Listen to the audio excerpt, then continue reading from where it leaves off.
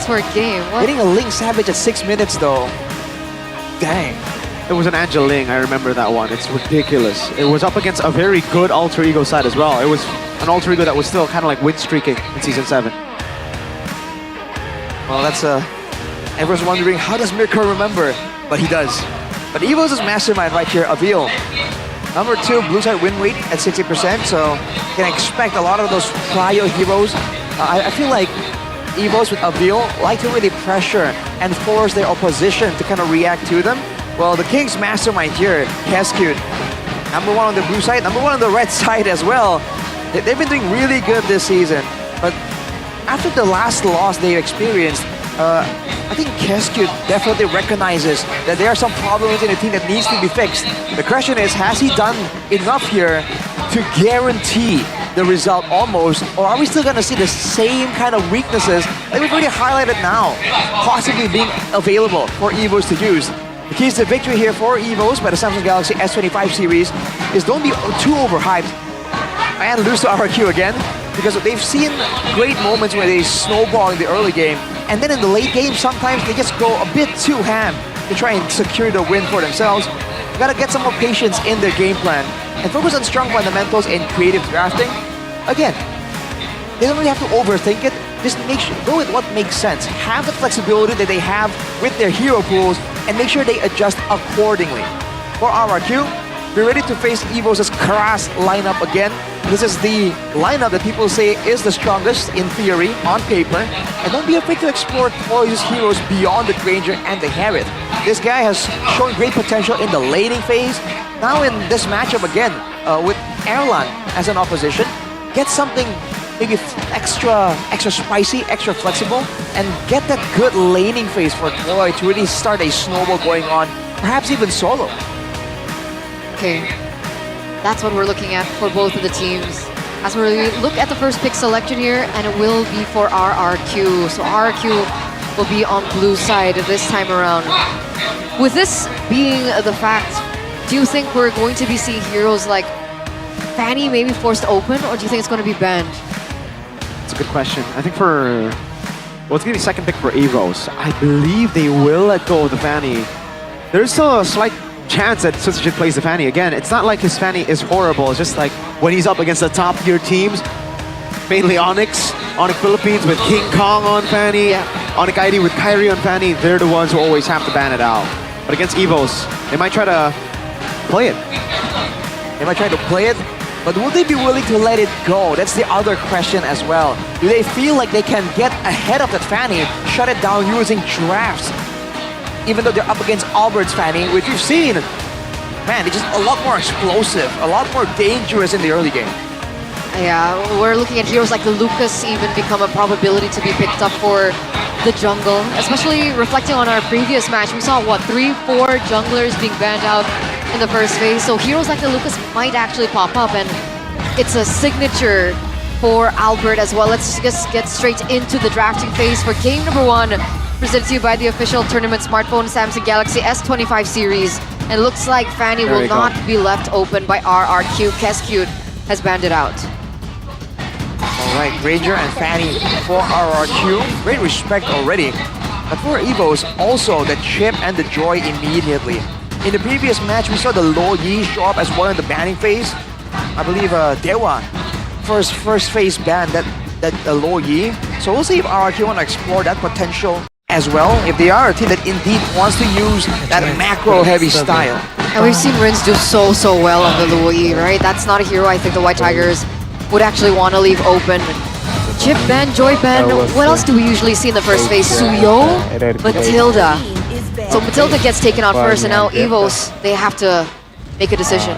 For Evos, I think they're going to have to ban the Haya. It's been a very good choice, but honestly, looking at it again, Kalea comes up too. Edok has been able to utilize it really well. And I think RRQ will prioritize Kalea over the Hayabusa as a first pick.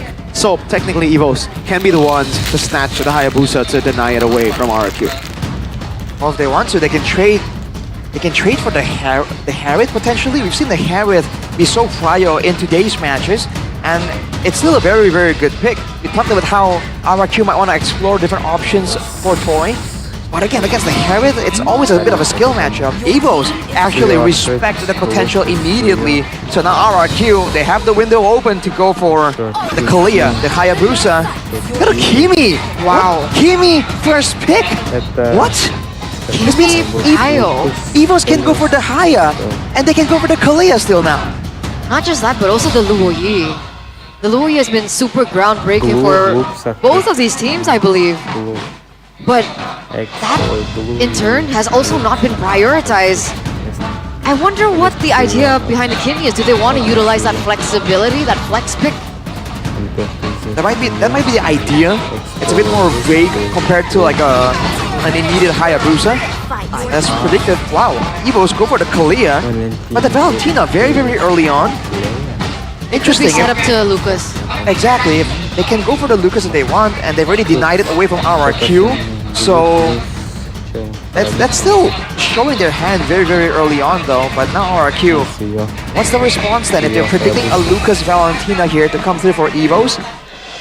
Definitely something that can help sustain in the front line, because otherwise that Lucas is gonna spin out of control. Man, that's a Hayabusa picked up. The signature pick for Sutsujin and the Hylos alongside the Suyo for Evos. We're seeing 3 Naruto characters today. What a treat! Wow. Can you imagine if RRQ go for the Veil and we have all 4? Okay, that would... No, there was that. Okay. Yeah, I was They gotta go Naruto first though. I don't think it fits anymore. There's a Balan on the other side, right? There's no way they go Naruto. Veil. I'm not too sure about that either, but they have the power couple. Well, The Suyo against Haya is pretty good, but whoa! Oh! Skylar in the building! With his fiancée. his fiancé. Congratulations, Skylar and Diva. Happy for him for sure. We miss him in the Land of Dawn though. Me too. But you know, he's having a great time. And he's here to really witness his team, and looking at the cheer for your team segment right here. RRQ with a bit of an advantage here, but Evo's not falling too far behind.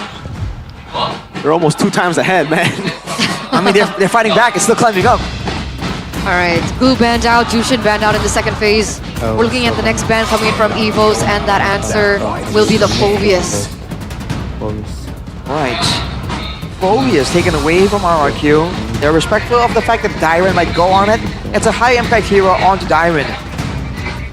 My main question immediately though is Evos, do they want to go and fight fire with fire, fight the early game aggression with their own aggression, or do they want to take a more reactive counter-heavy style? Because we've seen some teams go and use that as a solution, because they know that RRQ are always looking for those big plays, big moments, right?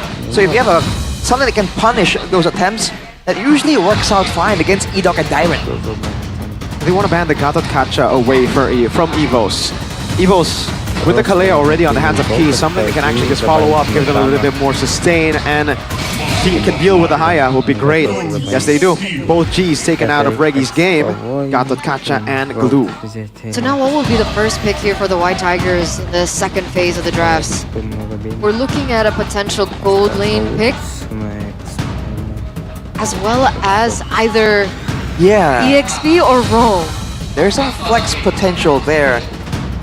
Off the bat, I really feel like this is going to be a Kalia for Key though. Should be. If that's the idea, usually the Edith pops up for Reggie. Yeah. But do they want to get something that's a bit more prio before that? That's the question. Maybe that was a setup with the Valentina as well, right? So in case there's a Edith, Lucas, or even a Luo Yi pick from the other side. Moscow. Alright. This is a pick that actually was criticized heavily last time in the first leg of the Classic Derby, the Spear of Literal Destruction, but not for the enemy team, for their own team. Erlan was getting a ton of hate after that match, so this is truly going to be redemption if he's able to pull off the Moscow against RRQ. Now for RRQ, 2 final picks. We're finally going to see where this Kimi is going to go. I feel like it has to go in the... Whoa, hang on a second. No way. No, no way. There's no way. Okay, Badang. Okay. Okay, that makes a bit more sense. I was thinking that Kimi most likely will go into the mid lane. And now with the Badang already shown, good engage, good chase available already. Final pick here that they've left us wondering about, it is gonna be the Lo Yi. Yeah. All right. I had a feeling. That's a lot of magical damage though, but they do have the Setsujin Hayabusa to apply that physical damage. It's looking like a really balanced composition actually. So will it be the Edith pick for Evos? Will they try to utilize the Edith here for Reggie, a signature pick? Or are they gonna go for a wild pick? Up against a Lo Yi. This is signature RRQ really. The fundamentals, like we've kind of mentioned earlier, Badang and Hylos. It's a setup for Dairon. Should be Badang Edok, right? And yeah, as expected, it will be the Edith to come out of Evos. Both teams playing with comfort, it seems. Yeah, falling back to old patterns. But we're looking at really good team fight composition from RRQ, especially in the early stage of the game, right? They have the Luo Yi with pre-level 4, very strong, good base damage. And it's against a Suyo in the jungle as well. I think the early game is going to be quite brutal for Evos. With the early game level 1, level 2 of the Lo Yi, with the Hayabusa in the hands of Setsujin, and with the Badang to really enable the whole team, I feel like RRQ have the tools available to really hardcore pressure Evos and prevent them from really having a lot of momentum in the early game. Lineup rating favors the White Tigers here for game number 1. So take that with what you will. We'll see exactly how the players actually implement and execute their game plan in the game. So ladies and gentlemen, once again, a rivalry that transcends generations. Welcome to the second classic derby of MPL ID Season 15. It's RRQ and Evos. Will it be revenge or repeat? Will RRQ be able to repeat their success in leg number 1? Or will the Tigers climb out of that 7th place position in the standings with Erlan on the Moskov? In the mid lane already, a skirmish happening. Revitalize used up key. Caught in the bad spot, but it's Prio for RRQ. That's the wave you're talking about, especially with Edok actually on the Hylos. That's a whole different look. It won't be as dynamic, but Toy with the Kimi in the gold lane, applying a lot of pressure there towards Erlan. Remember, that's another extra pickoff tool that RRQ can use. So Evos, they gotta be a bit more careful. But right now, especially if they are on curve, I think the Kalia is a stronger engage tool compared to the Hylos, obviously. Before level 4 though, I think Evos have to try and find something here before these diversions from RRQ start making their presence known. That's a big problem, right? Because technically both teams are kind of reliant on that level 4, right? Kalea with the Tsunami Slam will get that at level 4, but on the other side, like you mentioned, they are going to have to be aware of that level 4 power spike to hit for the side of Rins. We're taking a look at, wait a second. No stun on, oh, Yin Yang reaction, catching all of that Albert caught in the shadow kill. Setsujin already with a double.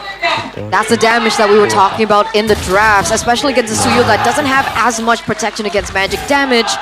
Luo Yi's base with the Yin Yang reaction, it does that much damage. Now Albert has to kind of fall because of that in the early portion of the game.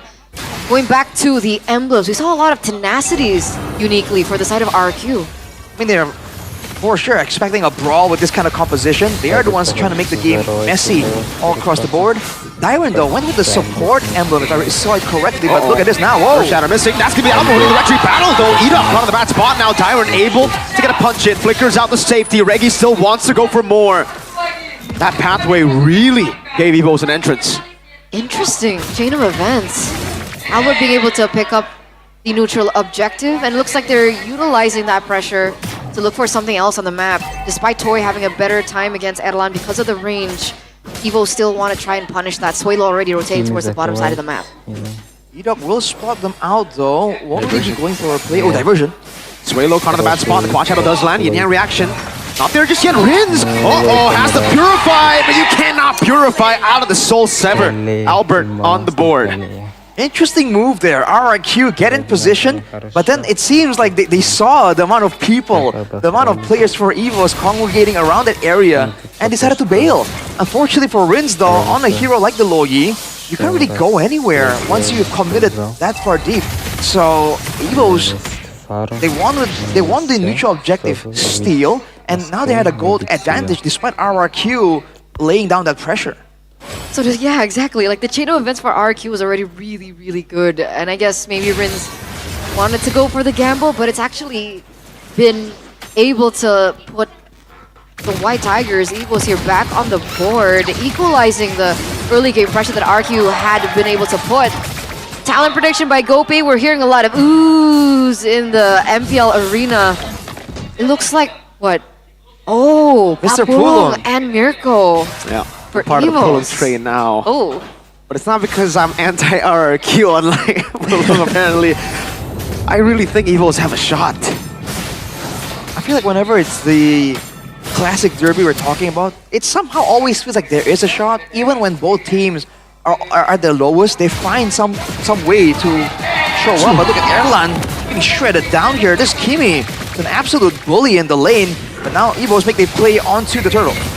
Rin's going to be spotted as well. Now Glorious pathway into the backline. Albert will be able to jump in forward, but it's going to be... Oh, wow! Still right to win! Caught the back.